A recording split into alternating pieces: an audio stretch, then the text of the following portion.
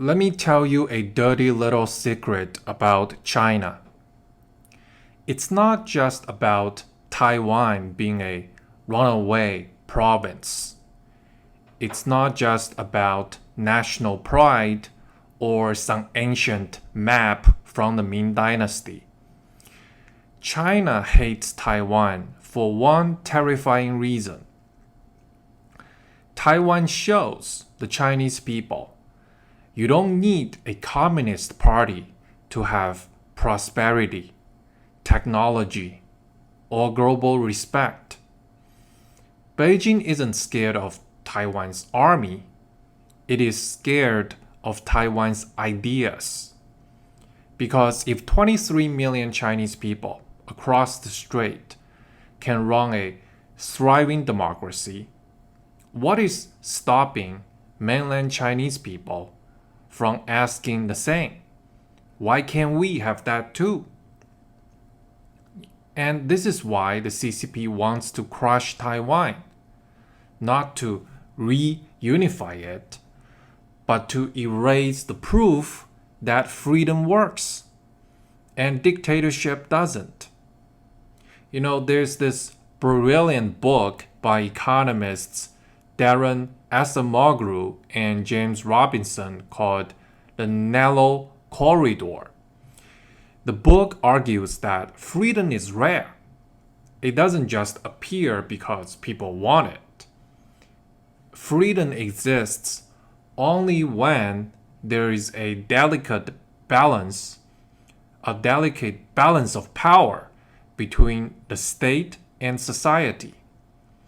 Imagine a corridor, a tight, narrow hallway. On one side, a weak state and chaos, warlords, lawlessness, failed governance.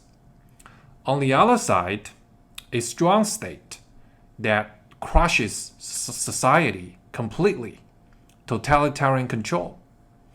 Freedom lives only in the middle, when a state is strong enough to govern, but society is strong enough to keep the state in check. Most countries never even get close to this delicate balance. Now, let's apply this to China. China is what Acemoglu and Robinson call a despotic leviathan. Is that the correct pronunciation? The state is gigantic, all-powerful, suffocates society. The CCP doesn't just control the military or the courts. It controls your internet, your money, even the thoughts inside your head. Freedom has no corridor in China. It is a giant concrete wall with no way through. But Taiwan is a living proof that the Chinese people can, walk that narrow corridor. 40 years ago, Taiwan was under martial law. The KMT ran it like a dictatorship, exactly like the CCP. But then came the civil society, student journalists, churches, activists.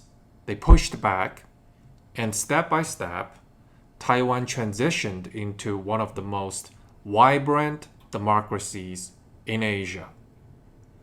And this is what terrifies Beijing, because Taiwan destroys the CCP's favorite lie, the idea that Chinese culture is somehow incompatible with democracy, that Chinese people need authoritarianism to survive. It is a scam narrative the party sells to justify its own power. But Taiwan proves them wrong every single day.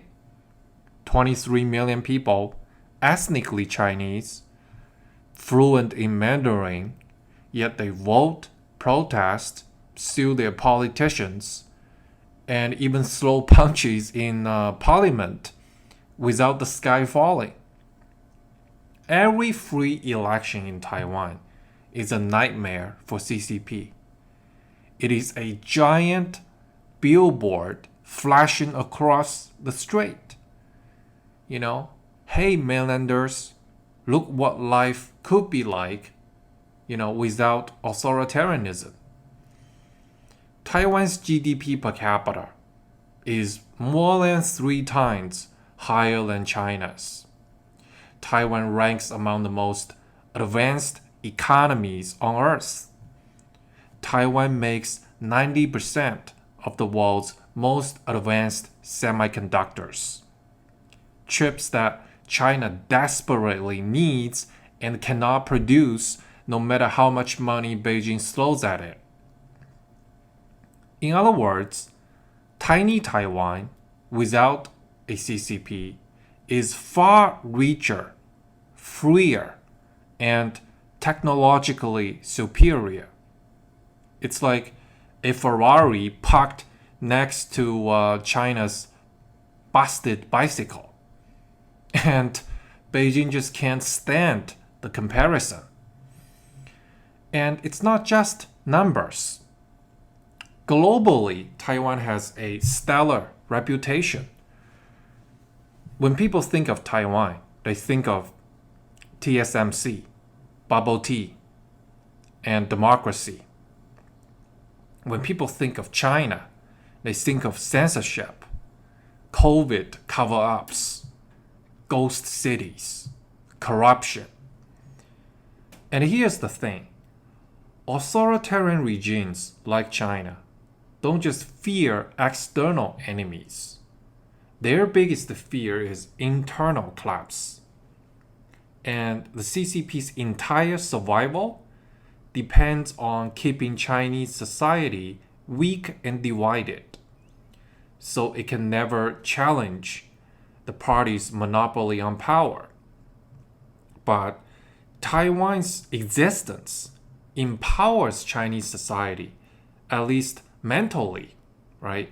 It plants this dangerous idea that if Taiwan can do it, maybe we can too.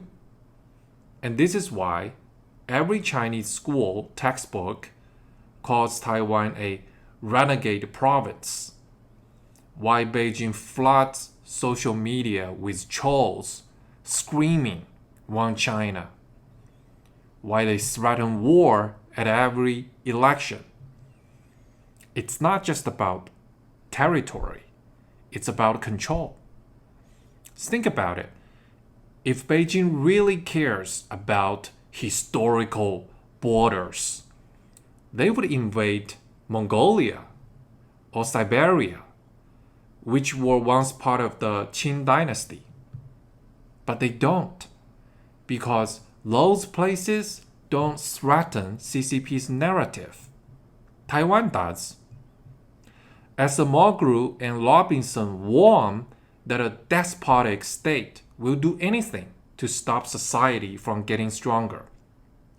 And CCP sees Taiwan as a direct attack on its monopoly of power. Every time Taiwan holds a free election, the CCP's corridor narrows even further, because ordinary Chinese see a glimpse of another different path. And once you've seen freedom, you can't unsee it.